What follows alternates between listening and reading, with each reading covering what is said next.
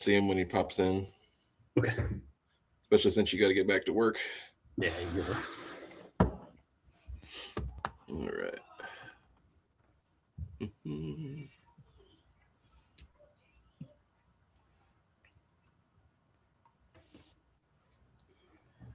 Hello, everyone. Welcome back to Comics for All. Thank you for joining us wherever you are in the world. My name is Jameson, your host here at Comics for All, where comics, creativity, and community all connect. Today is Monday, March 9th, 2026, 9 a.m. in the morning, so thank you for joining us. As part of our weekly Ink and Insight segment, we get to interview comic creators from all over the place. And today we have Ludie Sexton from Warden Comics, and Simon Birch will be joining us here in a couple minutes. But Ludie, thank you for taking time out of your busy schedule and coming on the show. I really appreciate it.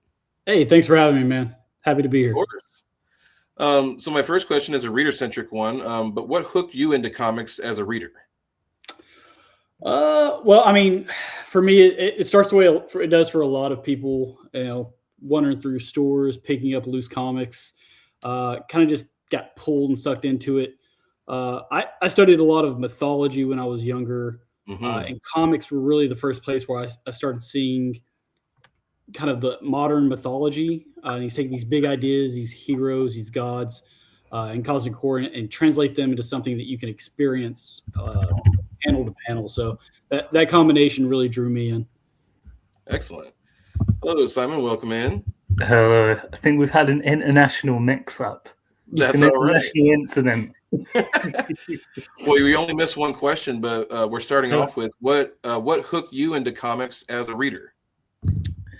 I think as a kid, I went through the classic British kid pipeline of the Beano to 2000 AD. And the Beano is very, it's like Peanut style comic strip light stuff. And then there's no in between from that. So you go from that to like Judge Dredd blowing up people's heads. And like, it's a really big jump. And that, like, I always loved the Beano. I got it every week, obsessively collected it. And then once I got to 2000 AD, I was like, wow, I just saw the breadth of stories that could be told. And that's what got me in. And also, I've got no attention span for films or TV. I only read comics. I hear you on that. I feel like my attention span for television has definitely dropped over the years. For both of you, when did you have the realization that you wanted to be creative and part of the community of people who make the comics? Ludie, if you want to start off. Sure. I collected comics for quite a few years, and I was reading a Deadpool comic, and I kind of had this stroke of boredom where I was like, I wonder what it takes to actually write this. And so I just started on a piece of paper, panel one, and describing the panel and then adding the dialogue. I didn't have any formal training until about a year later, whenever I wrote a script. It was terrible. It was 7 pages long. And I sent it out on a freelance site, and it got shredded. I think about 200 or so rejection letters of just pure like, oh my ranging goodness, from, hey, this needs to be a little bit longer, to you should not write comics at all. And thankfully I had one rejection letter. It was very short. It was from Tag Galusha, who has written and done art for quite a few comics. But he wrote, "How honest do you want me to be?" And I said, man, like brutally honest, like just tell me. Yes. I want to break into this. I think it would be fun to do, not knowing anything about it.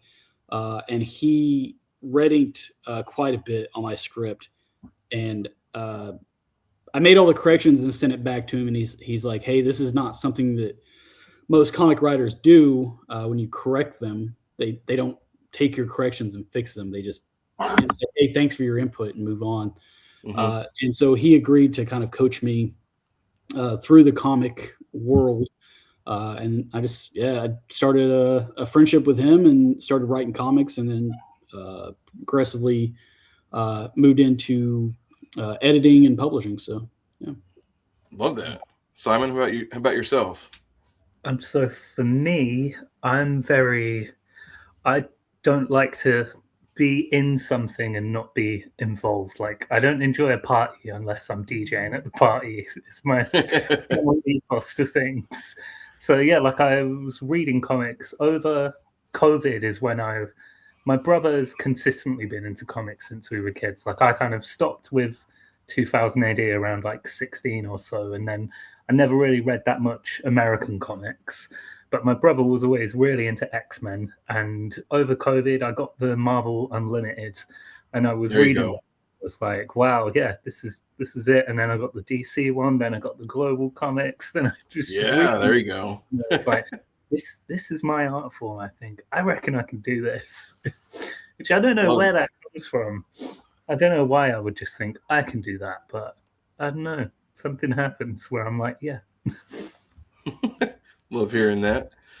I know not everybody out there has the free time to read comics on their free time, but if either of you have kind of read something indie or major that you've read recently that stuck with you, do you have anything you can share with along those lines? If you want to start us off, Simon. So Assorted Crisis Events is what. Yes, I keep hearing great things about this. Yes, that is me all over. Like I like a self-contained story, and each issue stands completely on its own. And there's one issue, I think it's issue 3, is absolutely ruthless vegan propaganda, which I fully support. Love that. Ludie, about you? Yeah, developing these anthologies, I really get a chance to read quite a few indie creator comics. Excellent. Varied languages. I mean, I can bring that up. It's phenomenal. But as far as mainstream stuff, I've been rediscovering the old Gargoyles comics. Ooh, okay. They remaster those. I'm a huge anything 80s, 90s cartoons. I'm all over it. So I've been rediscovering that a lot. Love hearing that.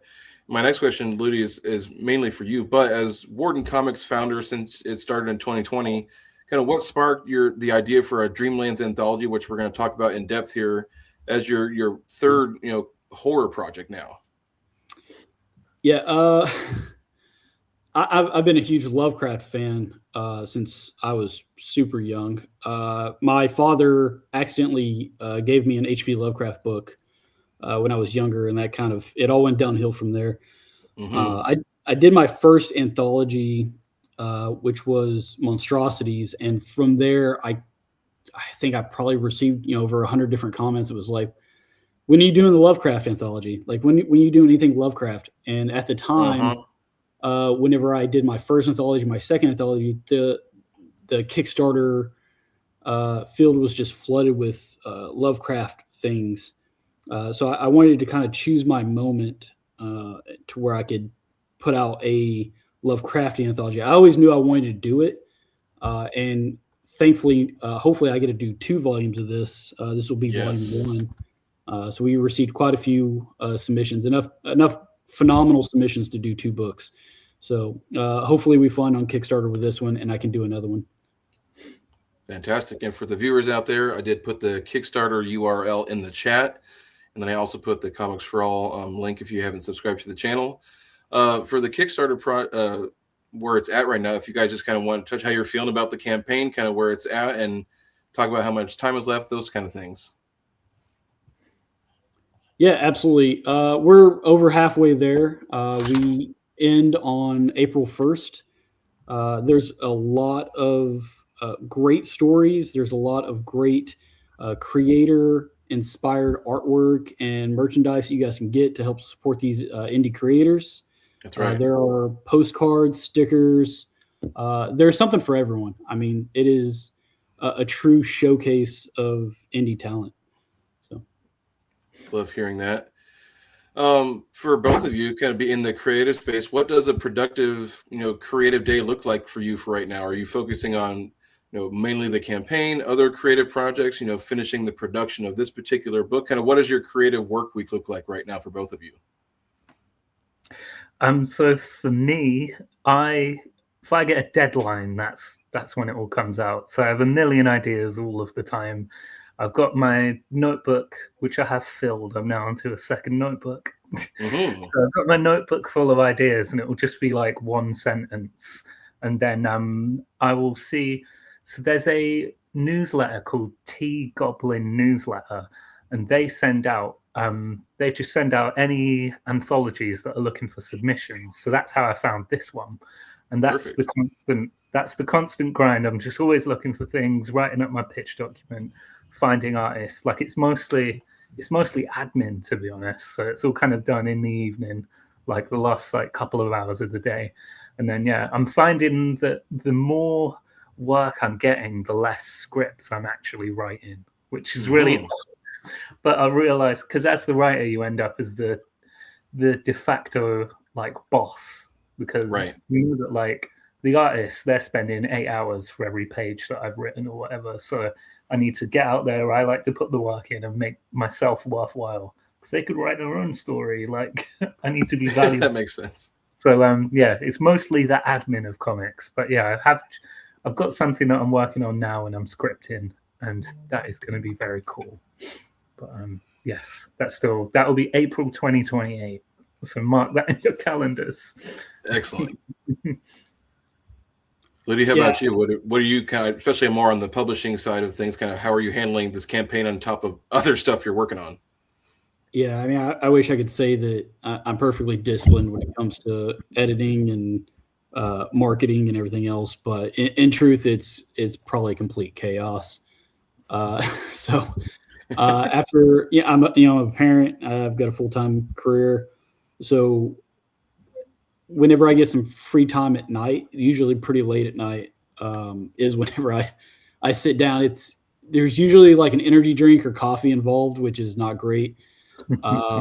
But like Simon said, I mean, I've got a notebook or two filled with ideas, and thanks to the awe-inspiring power of ADHD, I may be I may be super laser focused on one project, like I am with this anthology. But most of the time I'm working on 15 or 16 different projects at once. And that includes, merchandising, managing artists, managing writers, graphic designers, or starting an animation company, working with, outside of the norm artists like sneaker artists, graffiti artists, tattoo artists to bring kind of new life into the comic industry. I'm trying to do things that I haven't seen done before in the comic space, but it's chaos. I'm not disciplined and laser focused. So that often kind of comes back and bites me on the Kickstarter stuff. If someone sends me a message, I'm not able to respond to it right away. So I've actually built a team that helps me manage or keeps me on track of when artists, what deadlines, when artists have submitted things, and then emailing those artists. And they've been great. I probably couldn't do this without them. So I love that. And I'm going to actually jump a section here. I'm going to do questions for Ludie, since I know you got to get back to work here too. If you can, I'm going to pull up the Kickstarter page here in a minute, but can you walk us through a couple of the reward tiers, any of the variants or like cool items that are available for backers? Oh, absolutely. So our primary cover, amazing, done by Leo. We also have a variant cover done by my longtime collaborator and partner at Warden Comics, Ken Kreckler. We have some phenomenal art packs that I spoke of before that you can support these indie creators with, and those are all created by the creative team. So there's postcards, stickers. We've got some coasters. We've got tote bags. I mean, we got something for everybody. The thing that I'm most proud of, I think, is the collector's edition, the black and gold cover. We're only doing 10 of those. And I think we've got 5 left. Wow. Yeah. But those are a very special edition. They'll be signed by myself, the cover artist, the variant artist, and the graphic designer that helped put the book together. And that'll be very custom to each backer that backs those. There'll be a message in them. They'll get a lot of behind the scenes stuff. But as cool. far as additional stuff that people don't necessarily see until they actually back the product is, we have certain reward goals. So for every $1,000 or $1,500 that we raise towards the Kickstarter, we're actually giving away additional stories. So by backing the Kickstarter, you're getting more than just what you see on the Kickstarter. So we do giveaways all the time, and also, we're highlighting these creative teams and their work and trying to get their work out in the world. So by backing our Kickstarter, you're really supporting all of these artists and getting their artwork out into the world, which is a phenomenal thing because for anyone who doesn't know much about the comic book world, getting into like actually creating a comic is one of the scariest things I've ever done. And seeing these creators pop up at Comic-Cons and everything else on Kickstarter and trying to get their work out in the world is inspiring. I've done it. I'm trying to do it now, but I do want to help get more creative artists out into the world. So. And that kind of falls right into my next question as kind of the person kind of curating and putting all this together. How do you curate kind of this cosmic horror from a large group of people without kind of losing that cohesion in a sense? Well, we did have about 500 submissions, I think, a little bit over 500 submissions. Honestly, the most fun part of editing the anthology is just getting to read all these things that, for the most part, no one else has ever seen, right? A lot of them are just very, very new, very raw. And like Simon was saying, like sometimes a lot of these are just one sentence bullets on the pitch, followed by some hand-drawn, stick figures. And they're like, just trust me, bro. It's going to be amazing. Like, you just have to just see the vision with me. And that's what I was saying earlier is, putting your artwork into the world is hard. It's scary. Absolutely. And I want to be that publisher that gets those submissions that's like, trust me, bro, it's going to be amazing. I know it's a stick figure right now, but just trust a vision. And I haven't been proven wrong yet by trusting those people. Seeing it grow from a stick figure to something just insane Lovecraftian thing on the page.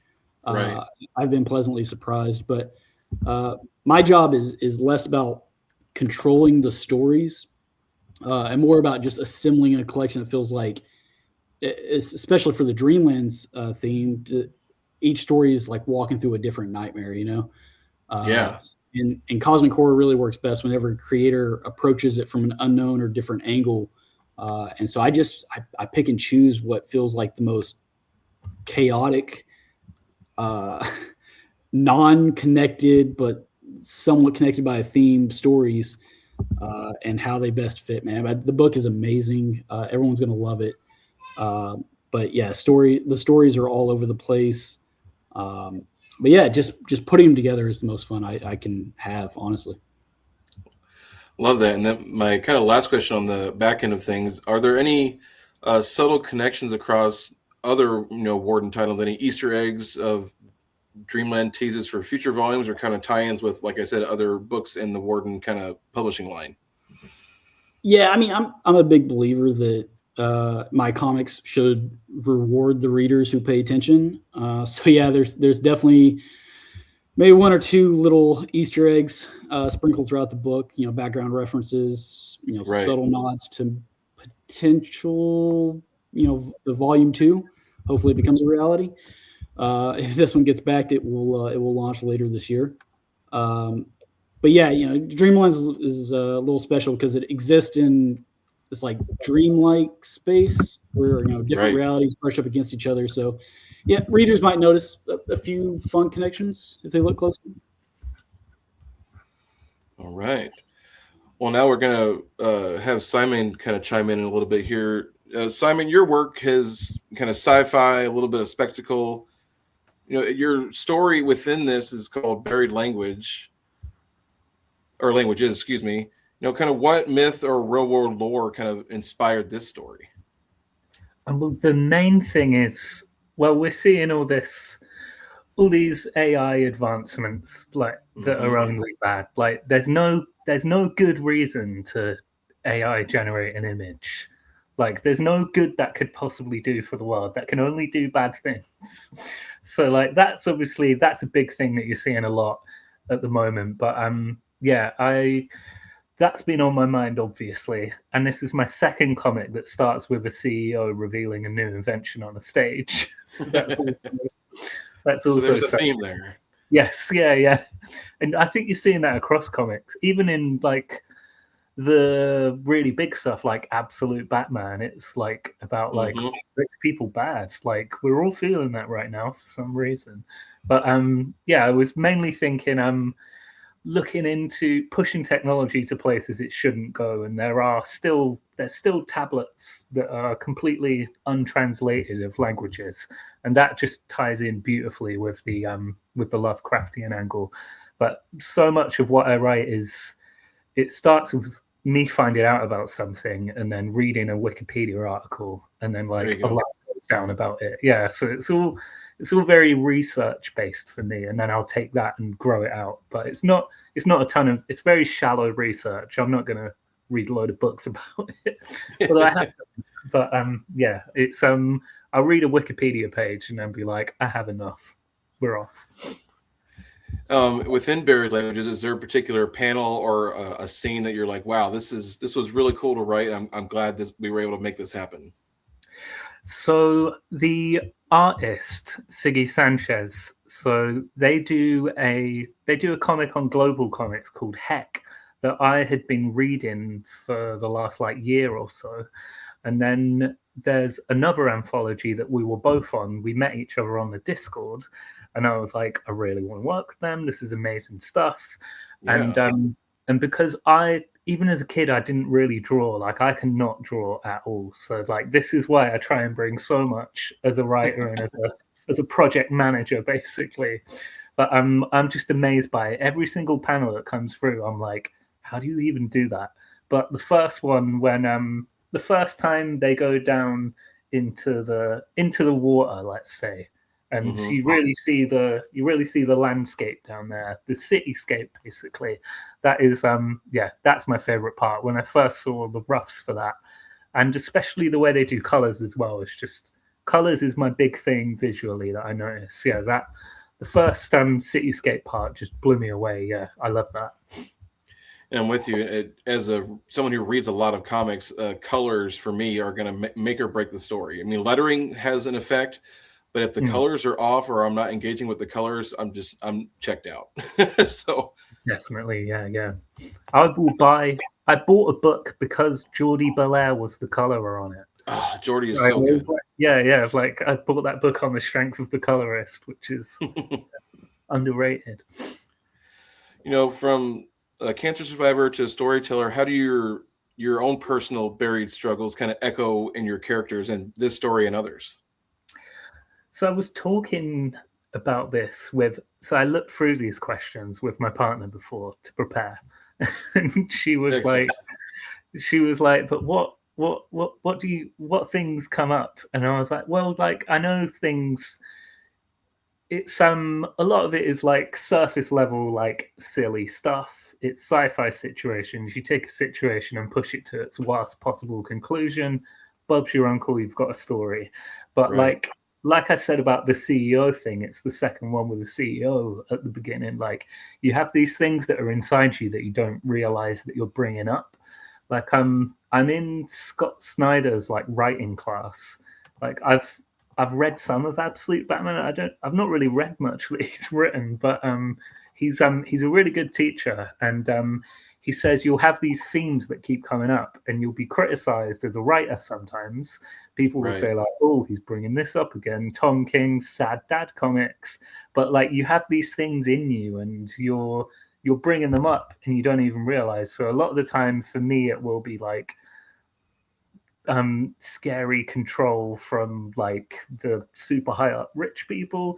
It will be about technology just going too far, and it will often be I've even done stuff that is more personal and tends to be rooted in like the way you are expected to perform masculinity in a certain way.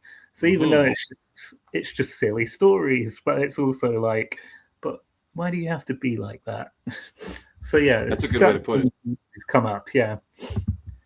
My last question for this section is: if Buried Languages, were a heavy metal track, or not even heavy metal, but just a rock track, what song or playlist would kind of be an interesting pairing with this?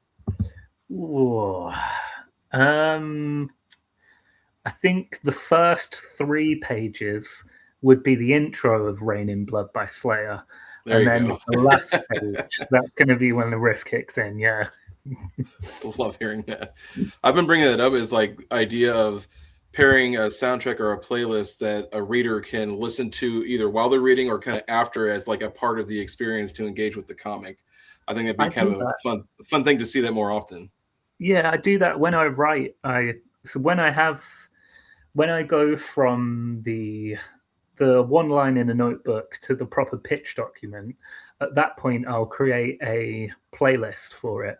I'll send the playlist to the artist as well and just be like, listen to it if you want, add to it if you want. It's just general vibes, and I will listen to it mostly when I'm outlining it rather than scripting, just because it will create an atmosphere basically. And Rain in Blood was on it for this. And we touched on this a couple minutes ago, but how does Buried Languages fit Dreamland's theme for this anthology, and what hidden nods, or if any, tie into Warden's universe? So for how it ties into things, there's not so much a connection now. We all kind of we've all worked independently, and then it's all come together. But when you see the different stories, it's just like, I've been part of a few different anthologies, and it's just fascinating when you're given a brief and the way people have taken it. So I've been in ones with wider briefs that are like Lost Gods or something, and that's going to be very specific. You find your god and you write about that. But with Lovecraft, it's such a rich mythology, and it's so and everyone knows it now as well. And it's everywhere. You've got the RPG, even like TV shows will have Lovecraftian elements. There's a word now, Lovecraftian, like Lynchian. Like, we've got these words that describe a certain vibe. And and to see what everyone's done with it and how they've taken normally a real world thing and expanded on it through the Lovecraft lens is really fascinating. Yeah. That's a good way to put it. Ludie, if you had any comments kind of on the back end on how this particular story of Buried Languages kind of tied in with the theme and everything. Yeah, absolutely. And before I get into that, so I also do the playlist. Yeah. Oh, sweet. So, that's why I was chuckling over here whenever you said that. I was like, I do the same thing. All right, cool. I'm not crazy. Well, now you got to put a QR code in the back of the book that has your guys' playlist. How we should, man. That would be the most mind-melting, custom playlist I think that you could ever get. Yes.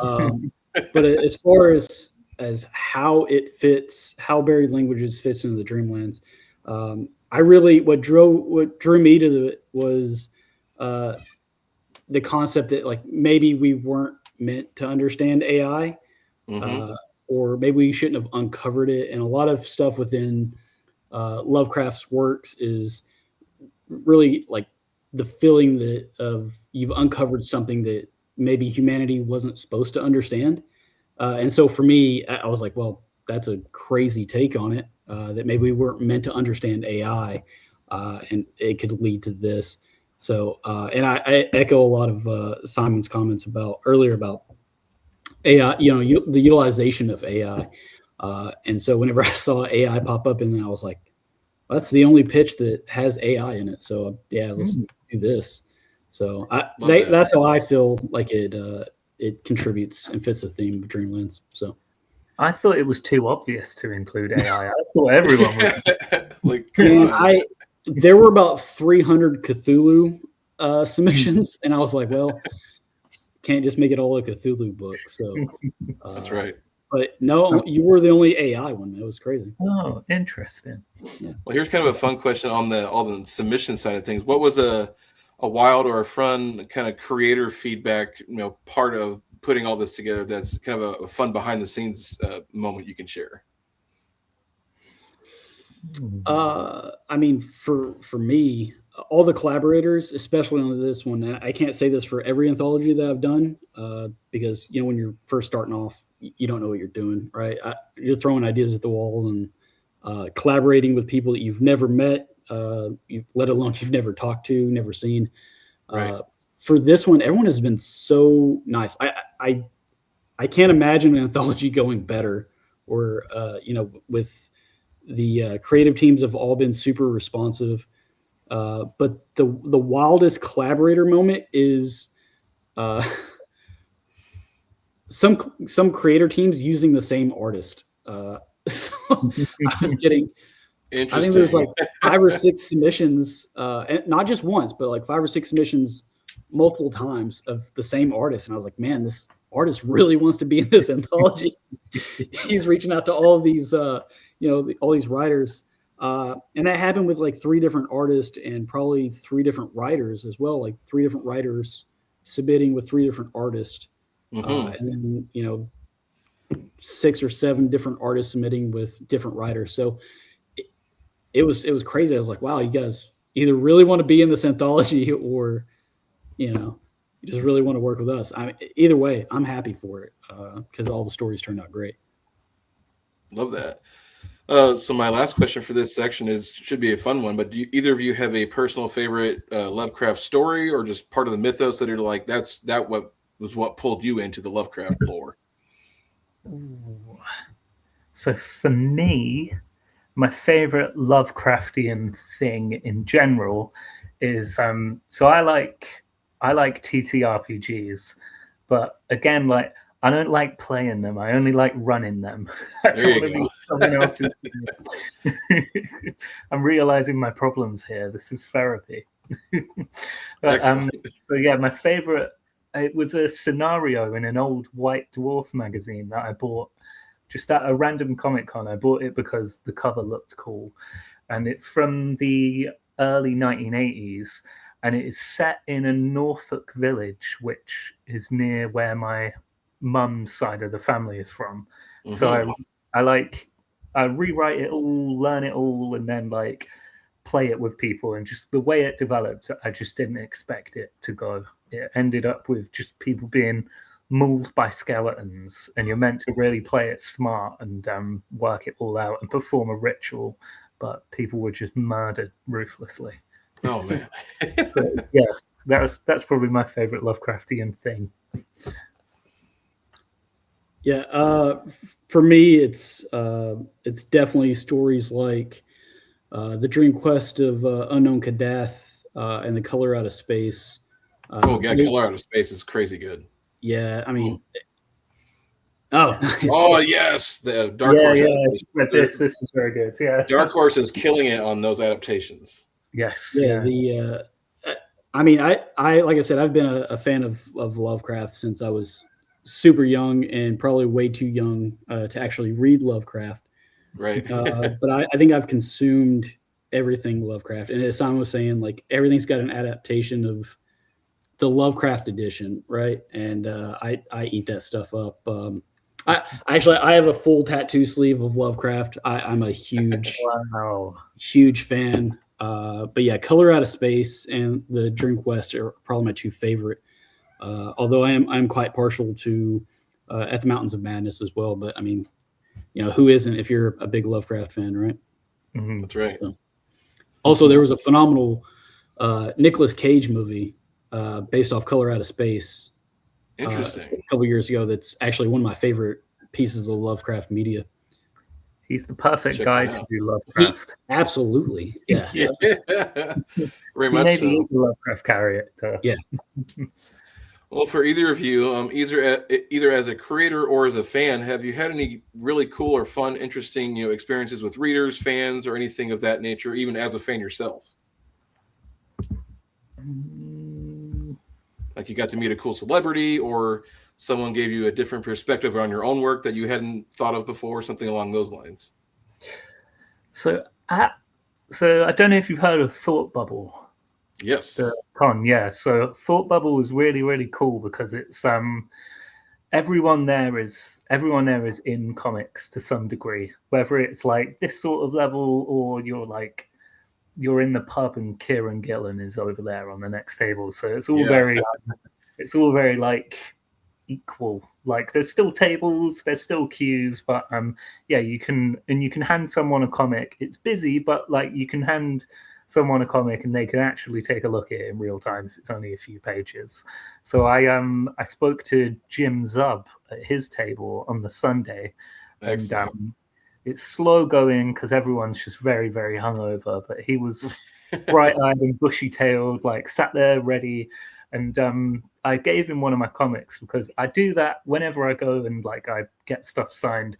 I'm like, I'm giving you one of my comics because that's what you're supposed to do. Like, you don't have to read it. You know, it's not like you're going to ring me up and be like, I've got you some work at Marvel. But it's I always give people it.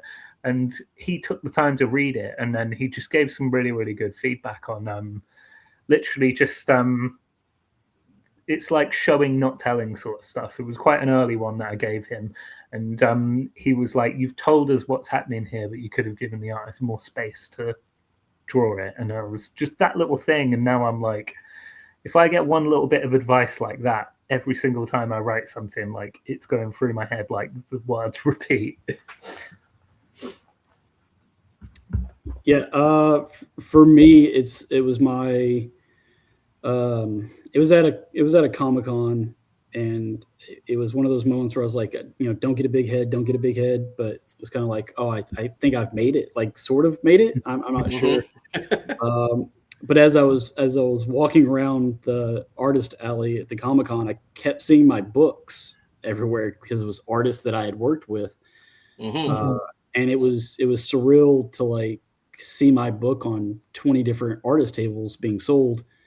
And then that was like the really like feel good moment. Cause I wear my merchandise to cons and, try to interact with new artists and others to like kind of, capitalize on their talents. And I was sitting on a panel about sitting in the crowd on a panel about how to break into comics. And the guy running the panel recognized me and brought me up to talk. And he's like, just this guy's already done it. Just like, and so, I mean, my head was, my ego was super huge. Hopefully I didn't let it show too much, but yeah, I was ecstatic. That was the craziest thing that's happened to me so far. So, wow. Love hearing that. In terms of, upcoming appearances, do you guys have any plans for, conventions as a creator or a fan, additional podcast appearances, anything along those lines? For me, I had a look at the calendar and I haven't sorted anything out, but I will do some at some point. We have a local one here in Brighton on the south coast. We have a group called Cartoon County, and they meet in a pub that's right by my house on the last Monday of every month, so it's perfect. But they did a small comics fair last October, and it's going to be twice a year, so another one should be coming up soon. When I did it the first time, I was mentally prepared to sell nothing, and I made like £100, and I was like, wow. Yeah, for me, I'm doing, I believe it's the Fugitive Poems Comics podcast on Thursday, and then I have an upcoming podcast with Tag Lucia and Brian Bells on Blue Tiger Revenge, which I've been on a couple times. Great people. I consider Tad to be my mentor in comics. And then upcoming cons, I have the Columbia Comic-Con, and then trying to get out to Georgia and Myrtle Beach to do those Comic-Cons as well. So love that. For either of you, at least what you can talk about, are there any other projects that you're working on for 2026 that you can share about? I can dish on all of it. How much time do we have? I can tell you everything. So a few, like last week, I had, so Iron Circus Comics. Yes. They had they had an anthology up for, the theme was The Lie Machine, and it's about how facts can be repackaged to make people believe one thing that's not necessarily the truth. So again, This is well within my wheelhouse here. So I submitted a pitch for that, and I thought that it was a bit pie in the sky because it's going to have cover art by Nick Dragotta. So this is more Absolute Batman coming up again. The hulking Nick's art is so amazing. Yes, I've got the big massive East of West, and I'm going to crack that at some point. But so that will be that is the one that will be coming out in April 2028. So it's a while off. But then I also have something from Scott Snyder's writing class, Cloakroom Comics. There will be an 8-pager coming with that at some point this year.